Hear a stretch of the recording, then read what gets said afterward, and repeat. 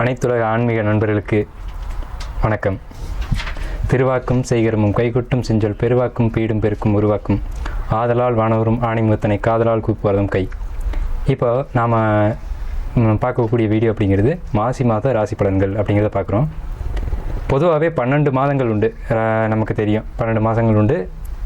12 மாதங்களுக்கும் ஒவ்வொரு மாதத்துக்கும் ஒவ்வொரு சிறப்பு இருக்கும். ஆனால் இந்த மாசிக்கு மட்டும் அதிகமான சிறப்புகள் கொண்ட மாதம் என்னென்னு கேட்டிங்கன்னா, மாசி மாதம் வந்து 11வது மாதமாக வருது. அந்த மாசி மாதம் வந்து கும்ப வீடு. மாசி மாதம் அப்படின்னா கும்ப வீட்டை தான் அது குறிக்கும்.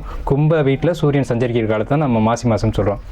அப்போ இந்த கும்ப ராசி அப்படிங்கிறது ஜோதிட தத்துவத்தின்படி சிரராசி. சிரராசி அப்படிங்கிறது சிரம்ன்றது நிலையானது அப்படின்னு அர்த்தம்.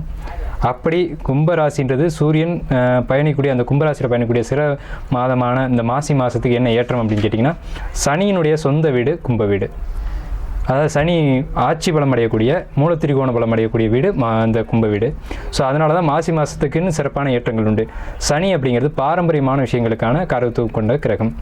ஸோ இந்த மாசி மாதத்தில் என்ன அதிகமாக நடக்கும் அப்படின்னு பார்த்தீங்கன்னா, பாரம்பரியமான பழமையான வழிபாடுகள், ரொம்ப உக்ரமான தெய்வங்களுக்கான வழிபாடுகள் மாசி மாதத்தில் தான் நடைபெறுது. ஸோ அப்பேற்பட்ட ஏற்றம் கொண்ட மாதம் மாசி மாதம். ஸோ இந்த மாசி மாதத்தில் வரக்கூடிய விஷயம் என்னென்னு கேட்டிங்கன்னா, சிரராசி அப்படின்னு நம்ம ஏற்கனவே சொன்னோம். சிரராசியில் சூரியன் பயணிக்கக்கூடிய காலத்துக்கு பேர் விஷ்ணுபதி புண்ணிய காலம் பேர். இந்த விஷ்ணுபதி புண்ணிய காலத்துக்கு மிகப்பெரிய ஏற்றம் உண்டு. என்னென்னு கேட்டிங்கன்னா, விஷ்ணுபதி புண்ணிய காலம் வரக்கூடிய நாளில் பெருமாள் கோயிலுக்கு போயிட்டு 27 சுற்று கொடிமரத்தோடு பெருமாளையும் சேர்த்து சுற்றி உங்களுடைய கோரிக்கைகளை சொல்லி 27 சுற்று, ஒவ்வொரு சுற்றுக்கும் ஒவ்வொரு மஞ்சள் நிற ரோஜாப்பூ கம்பத்தடி, அதாவது கொடி கம்பத்துக்கு அடியில் வச்சுட்டு உங்களுடைய கோரிக்கையை சொல்லிட்டு வந்தீங்கன்னா ஒவ்வொரு சுற்றுக்கும் ஒவ்வொரு பூ இது மாதிரி வச்சுக்கணும். இந்த மாதிரி நீங்கள் உங்கள் வேண்டுதலை வச்சிங்க அப்படின்னா என்ன வேண்டுதலாக இருந்தாலும் நிச்சயம் நிறைவேறும் அப்படின்னு சாஸ்திரம் சொல்லுது. நாமளும் அனுபவத்தில் பார்த்துக்கிட்டு இருக்கோம். ஸோ அப்பேற்பட்ட இந்த மாசி மாதத்துக்கான பலன்களை நம்ம 12 ராசிக்கும் பார்ப்போம். காலபுருஷ தத்துவத்தில் குருவோட வீடான 9வது ராசியான தனுசு ராசி. தனுசு ராசிக்கு இந்த மாசி மாதம் என்ன பலன்கள் ஏற்படுது அப்படிங்கிறத நம்ம பார்க்குறோம். அதுக்கு நமக்கு தேவையான விஷயம் அப்படின்னு பார்த்தோன்னா மாத கிரக நிலவரம். இந்த பாதத்தில் மாசி பாதத்தில் எந்தெந்த கிரகங்கள் எங்கெங்கே இருக்குது, மாத கிரகங்கள் எங்கே, வருட கிரகங்கள் எங்கே அப்படிங்கிறத வச்சு அதனுடைய அடிப்படையில் தான் நம்ம அந்த மாசி மாதத்துடைய பலன்களை கணிக்கிறோம். முதல்ல தனுசு ராசி அப்படின்னு எடுத்துக்கிட்டோன்னா, காலபுருஷனுக்கு 9வது ராசி. போர் சின்னங்களையும் போர் குணமத்தையும் கொண்ட ராசி. இது தர்மத்திற்கான போர் அப்படின்னு கூட சொல்லலாம். ஏன்னா இந்த ராசியினுடைய சின்னம் அப்படின்னு பார்த்தீங்கன்னா குதிரை மேலே போர் வீரன், போர் சின்னமான வில் அம்பு ஏந்திய வடிவத்தில் இருக்கும் இந்த ராசியினுடைய அமைப்பு. அப்படின்னா என்னென்னா, தர்மத்துக்கான ஒரு யுத்தம் அங்கே நடந்துட்டு இருக்கிறத காட்டும். இவங்க எப்போவுமே தர்மத்தை மீறி நடக்கக்கூடாது அப்படின்னு நினைப்பாங்க தனுசு ராசிக்காரங்க. தனக்குன்னு விதிக்கப்பட்ட ஒரு வட்டத்துக்குள்ளே வாழக்கூடிய ஒரு ராசி தான் தனுசு ராசி. அப்படிப்பட்ட தனுசு ராசிக்காரங்களுக்கு இந்த மாசி மாதம் கிரக நிலைகள் எப்படி இருக்குது அப்படின்னு பார்த்தீங்கன்னா, ராசிநாதனான குரு பகவான் 5ஆம் வீட்டில். அப்போ ராசிநாதன் வலிமை அடைஞ்சிறார். 5ஆம் வீட்டுக்கு போய் தன் வீட்டே அவர் மறுபடியும் பார்க்குறார், ராசியை பார்க்குறார். அப்போ இந்த மாதம் முழுக்கவே சூப்பர் அருமையாக இருக்குது, மொத்தத்தில் சிறப்பாக இருக்குது. 2 கூடிய சனி 3ஆம் வீட்டில் ஆட்சி பலம் அடைகிறாங்க. இப்போ தான் 7 சனி முடிஞ்சு 2ஆம் வீட்டுக்கு வந்த சனி 3ஆம் வீட்டுக்கு போயிருக்காங்க. ஸோ 7 சனி முடிஞ்சிருக்கு.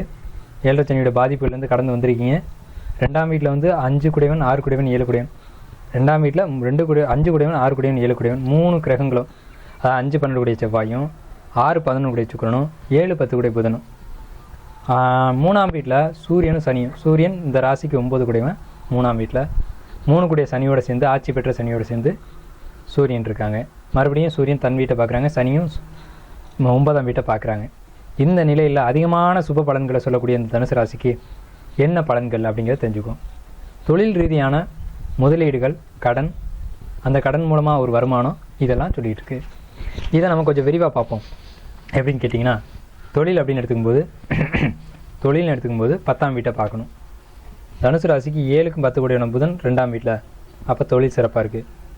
ஆனால் இந்த 7ஆம் வீடு பாதகஸ்தானம், அது ஒரு பாதகத்தை செய்ய தான் செய்யும். 7 10 கூடிய புதன் 2ஆம் வீட்டில். அப்போ தொழில் நல்லா இருக்குது. இதில் 5 10 கூடியவன் 2ஆம் வீட்டுக்கு வந்தது சிறப்பு தான். 5 கூடியவன் 2ஆம் வீட்டில் உச்சம் அடைகிறாரு. அப்போ குழந்தை பிறப்புக்காக இயங்கிட்டு இருக்கக்கூடிய தனுசு ராசிக்காரங்களுக்கு குழந்தை இந்த ஆண்டு நிச்சயம் உண்டு. மாசி மாதத்தில் கன்சீவ் ஆவாங்க. நீண்ட நாள் தடையாக இருந்துச்சு அப்படின்னு சொன்னால் இப்போ அது கிடைக்கும். அதே மாதிரி 5 குடையவன் 12 குடையவன் ஆகி 2ல் உச்சம் அடைகிறது. குழந்தை பிறப்புன்றதை கன்ஃபார்ம் பண்ணுது.